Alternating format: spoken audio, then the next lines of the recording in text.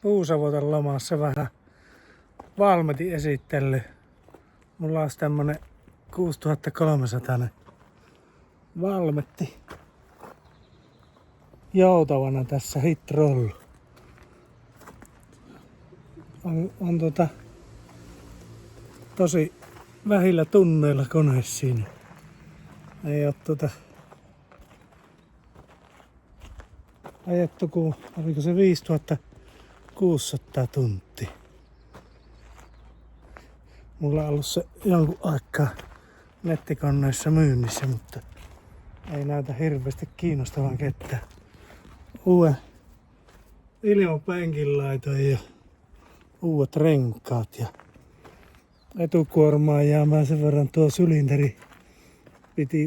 Siinä oli mäntä rikki tuossa etukuormassa, niin sen joudun korjailemaan. Takalasi siitä oli joskus mennyt rikki, niin pyyhkijän laitan tuonne paikalle. Tää on kyllä tosi vähillä tunneilla. Eikä vuoda öljyä mistään, eikä. On kyllä hyväkuntoinen traktori siinä. Mutta jos ketä kiinnostaa, niin siinä olisi semmonen paketti. Tää on tää Valmetti niin turbiinikytkimellä. Tää on tosi pehmeästi tää on noita vaihteita. Pannaan käyntiin.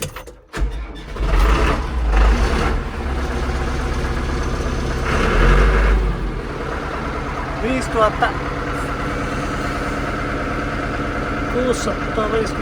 tuntia ajettu.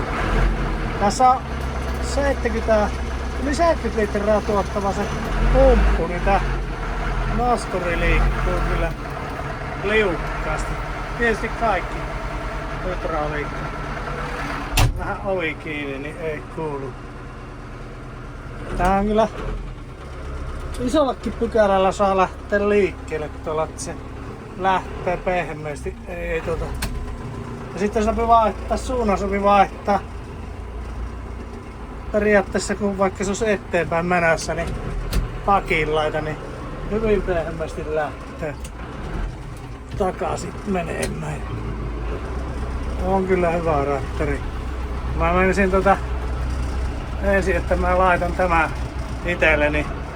Tossa on mulla tuo Komatsu pyöräkuormaaja, niin tietysti voisin senkin myydä ja jättää itselleni tämä traktori, mutta olen nyt kuitenkin kaavannut tätä, että mulla on mökki semmosen 30 kilometrin päässä, niin mä pääsisin tällä tietä pitkin aina sinne lumitöihin ja muihin töihin, niin paljon näppärämmin kuin tuolla pyöräkonneilla, mutta katsotaan nyt, jos ei ketään kiinnosta, niin pitää laittaa itselleen tää sitten. Tää on kyllä hyvä kone. Kone vähillä tunneilla. Noita on noita hydrauliikan lähtöjä tuossa 3 nyt ainakin. Ja vaihteita on ihan riittävästi. 905 niin se hitta ykkönen niin on siihen nähden ihan aivan liian nopea, mutta tässä jos laittaa tuon hittaima tuonne, niin sehän ei liiku juuri minnekään tuolla ykkösellä. Se on tämmöstä matelemista sopi menemään. Tää on niinku mehtähommiin, tietysti kun kääntyvät penkit ja muuta, niin on kyllä tosi hyvää.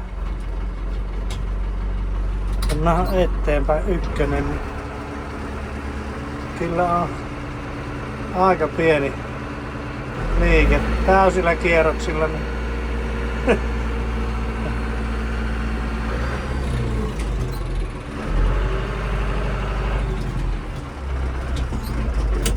kaikki pelaa hyvin tässä kyllä. Tämmönen kone olisi tyrkyllä nyt. Jos sattuis jotakin kiinnostamaan.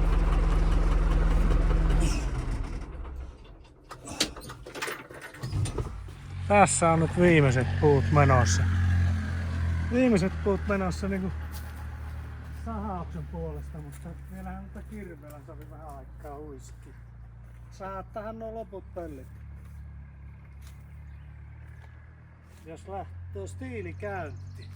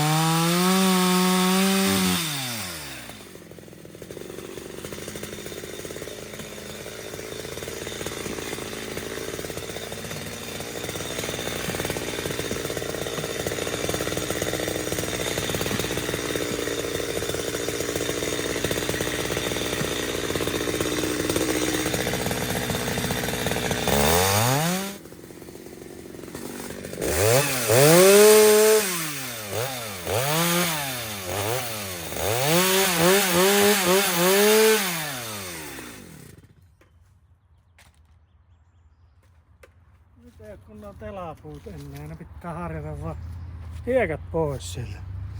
Ennen kuin sahaa, kuten nyt terävä ketju vielä. Antaa hietikkoa vasten, niin ketju mennään saman tien, jos noita ruppaa saa. Tää ensin puhistellaan. Siinä on pikku askare vielä. Tuliskohan tosta kolme säkillistä vielä tommosta 1,5 irtokution säkillistä tavaraa. Kunhan sopi kirveellä vähän huiski. Lämpimät siinä. Niin tää on tää Komatsu mulla kanssa jompikumpi pitää näistä mun myyä. En mä kahta konetta tarvien. Tässä mulla olisi pikku remontti. Tuo jarrulevy tuolla, niin se on etuperään mennään siitä akseli ja se poori on väliä, niin minun pitäisi siihen uusi pooriholokki laittaa. Sitten tuo mittaritaulu, niin on siitä tuulilasi ollut joskus rikki, niin laitettiin tuo öljynpaine valo ja lattauksen valo ja tankin mittari erikseen. Se 1 000 maksasi tuo mittaritaulu uusi, vaan en oo käynyt sitä hankkimaan. Muuta ihan älyssä oleva kone. Runkonivelen laitoin tästä. Se oli ihan väillä kun mä ostin tämän. Niin tää me varmaan ehkä 20 000 voisin myydä tämän koneen. Ja tuo sitten jos vaihtoehtona, niin olikohan se nyt 29. Mulla on se pyynti sillä, että sillä me sen myy, mutta muuten tuo on niin hyvä kone, että eihän minä jumalata sitä halvemmalla myy. Ei niitä oo tämmösiä olemassakaan näin vähillä tunneilla, kun hyvin harvoin sattuu. Mutta jompikumpi näistä pitää kaupata.